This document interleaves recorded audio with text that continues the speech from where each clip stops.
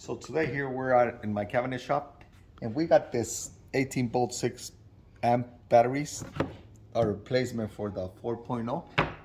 And so when we go to install cabinets or we do any construction side, we don't have enough time to charge every single battery. So they always come handy to have extra. You need as many as you can get your hands on, and they're really good, a lot stronger than the 4 amps. So we're gonna go ahead and give it a test.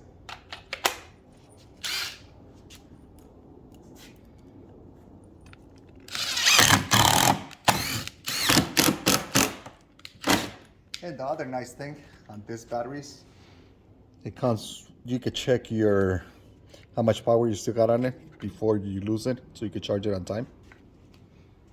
And so these batteries are compatible with Makita batteries, and you can put it into charge. Everything fits the same entrance, the same thing. You can put them on your charger, they work perfect, you know, to have some extra batteries for you.